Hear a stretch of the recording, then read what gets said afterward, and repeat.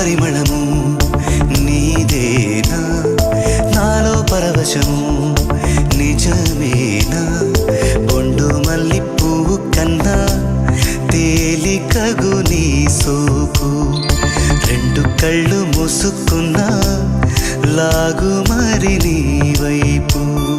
సొగసును చూసి పాడగా